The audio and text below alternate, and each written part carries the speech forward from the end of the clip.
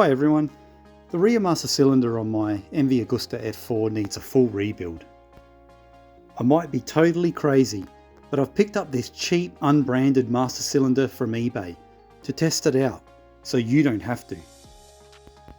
Here is the OEM Nissan model from the factory, and this is the unbranded eBay model. So guys, let me interrupt quickly for a very quick disclaimer. I would never perform such a crazy experiment on my front brakes. If you're changing any of the equipment associated with your front brakes, I highly recommend that you use a reputable brand or you stick to the OEM brands. I don't use a lot of back brake anyway. Most of the stopping force is from your front brakes anyway. That's why there are double floating 12.6 inch discs and Brembo calipers on the front.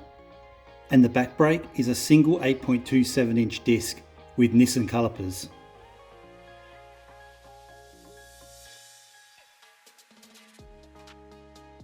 Insert this little baby.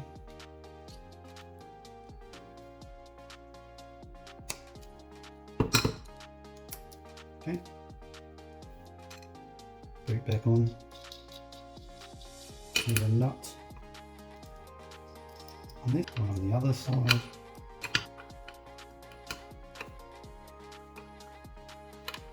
And I'll adjust that when I get onto the bike. Before I install this back onto the bike, I just need to drill out the holes to match the bolt size.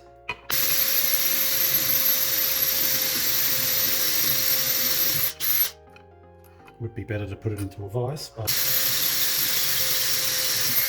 that's done. I can now install that back on the bike. Okay guys, I just want to explain that connecting the rear master cylinder back onto the bike, that's a pretty simple process. Rear reservoir for the rear master cylinder sits underneath the tank. So that means when I get the master cylinder back on, I have to completely take the tank off. So I've had to disassemble that complete rear tail so that I can get the tank bolt off, which is an absolute pain in the ass. And I'm just hoping that for you guys and the bikes that you're working on, you've got access to your reservoir. So guys, I've completely removed the tank now, so you can see that is quite difficult to get to. So if I can possibly remove that and maybe install it up here, that would be fantastic. All right, so first of all, I'm going to reattach, don't lose that, O-ring. Just reattach the pedal so that pushes against that. So that needs to be adjusted. Have I got enough adjustment? That's the question. Please tell me I have. Alright guys, so the problem I've got, so this fits fine and it will fit into the hose fine, and it will fit, everything will fit quite well. The problem I've got is that this length of thread is too long. So if you can see underneath there, that bolt is just a bit too long. As you can see through there, I can't line up the holes. I just need to cut that bolt, or that thread, and it should fit in beautifully.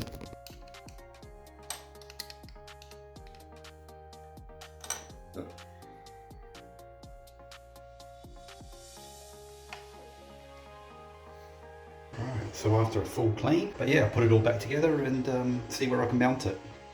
Alright guys, so I've just been messing around and I've found a nice bracket that's going to fit this mounting point. I've got the extended hose that I can run now. Is going to work absolutely perfectly. So I'll get it mounted and I'll show you the end result. I've got the bracket on and it sits very nicely. I've even got room under the hose to run it through here, and then I'll run it through and through to the master cylinder. Once I've done that, I'll show you the end result. But at the moment, that's sitting horizontal, sitting beautifully. I'll run the hydraulic hose through. I'll cable tie it after. Now it's just to get this on, master cylinder. Probably cut that hose to size now. Get this on. get the pedal on, and we're ready to bleed. Get the hose on first, because that is not easy to get on. Oh, don't forget the clamp.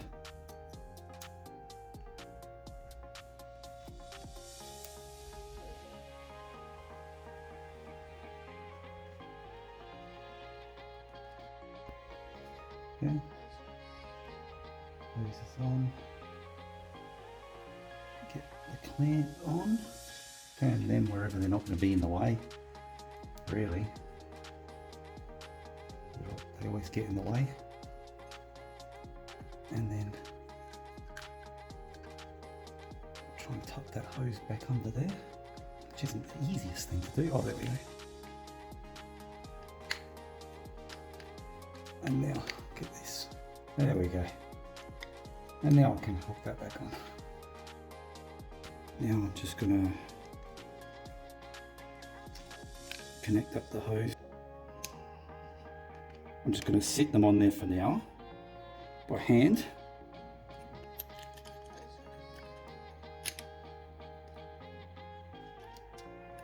Yeah, there's a bit of messing around, but all in all, it's not too bad a job.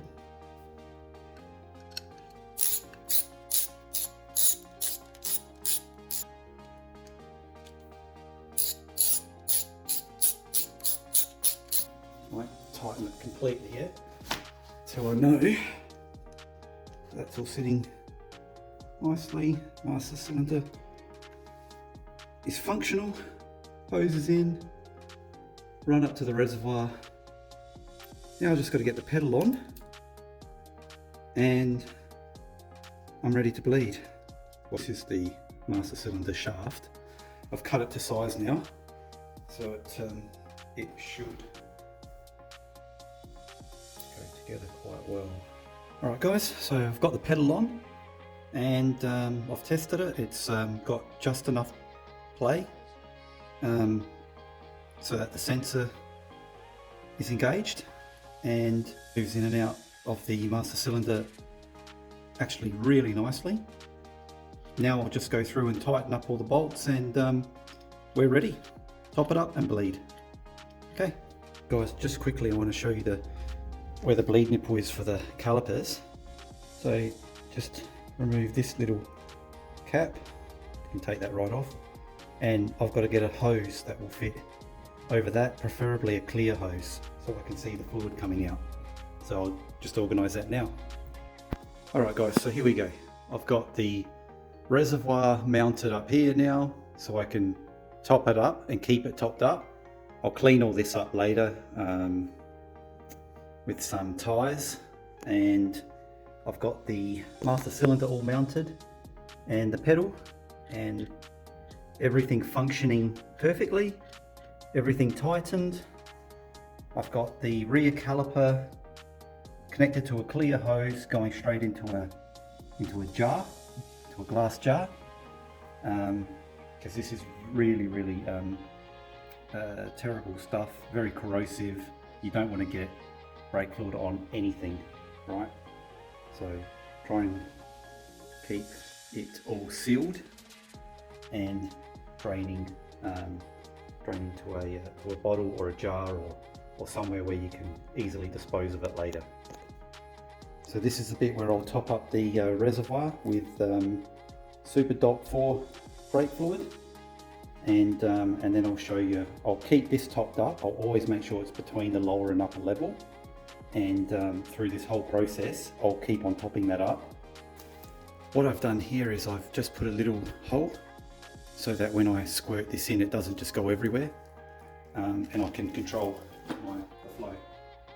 Okay, now that I've got the reservoir topped up, I can keep an eye on the fluid, on the levels. Apologies that you can't see that. Actually, I'm going to show you. Let me just adjust the camera. I've got a spanner for the bleed valve. All we're going to do, guys, is we're going to, while the nut is in the closed position, we're going to pump twice. 1, 2, hold that down, crack, open, close, and then depress. pump twice, crack, close, depress. And we're going to keep doing that process, guys, until this gets really hard. And we're going to keep an eye on the level and keep topping it up as we go. So what we're trying to do is we're trying to get all the fluid through the system, all the way to the calipers, and we don't want any air in the system. So we're trying to get all the air out of the system. Pump, crack, close, depress. Pump, crack, close, depress. Fluid looking okay. Pump, crack, close, depress. Time to top it up. If you release the brake while the bleed valve is open, it will draw air through the system again. So you don't want to do that.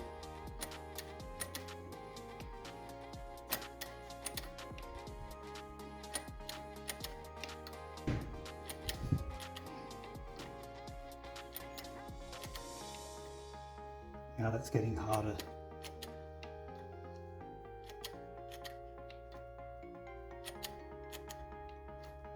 That might be it, guys. I think I've got all the air bubbles out. And I've given it a bit of a flush as well. Can't see any air bubbles coming out now. Okay guys, finally finished, and I've put everything back, so now I just want to show you the end result. So as you can see, nice and tight.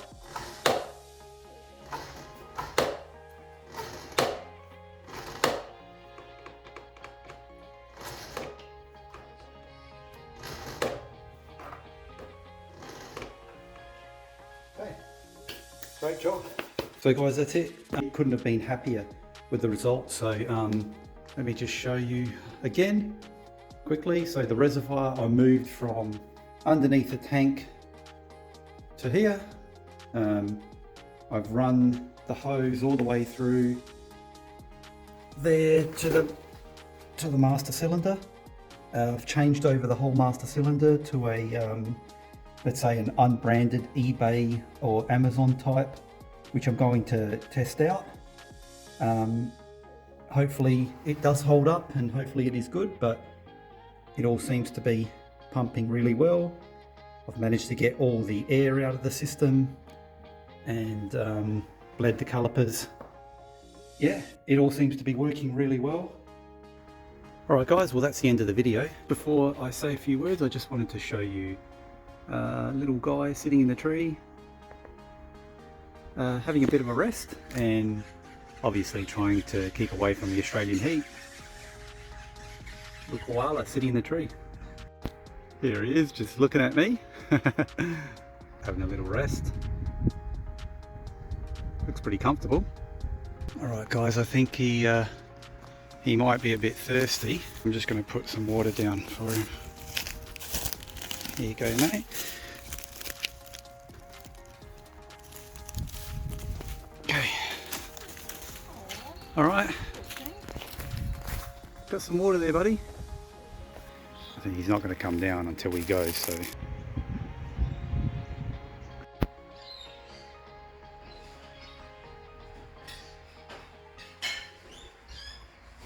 Just to wrap up the video, if there's something I've learned from this whole exercise, it's really just to use OEM parts. Honestly, you'll finish the job in half the time. It'll be just a straight swap over. You won't have to modify anything. It actually took me weeks to do that because I had to modify components, and then I had to cut the shaft, and I had to do a whole bunch of other stuff. So I think honestly, just buy the OEM part for the $150 you're going to save. It's not worth it. You can also have a lot more faith in the OEM parts and that it's got to do the job. And you know, we are talking about a safety item here, so I honestly, like, I did mention that I don't use a lot of back brake, but it is a safety component. Just buy the OEM and you can have a lot more faith in the part doing what it's supposed to do. I'm kind of doing this as an experiment anyway, because I want to see if the cheap unbranded eBay model stacks up to the OEM model. I'm pretty sure it's not going to. So is it worth, like I said, saving $150 and then having it fail within a few months. Honestly, it's not worth it. Okay guys, so that's a wrap. Make sure you watch my next video. That's where I'll be taking the bike out and I'll be testing it, and I'll give you my honest opinion on whether this unbranded master cylinder and braking system is as good as the OEM braking system. So I'm not expecting much, I'm not expecting it to be as good, but let's see if it does the job that it's intended to do. Okay, make sure you watch my next video, and hopefully like and subscribe, and we'll see you next time.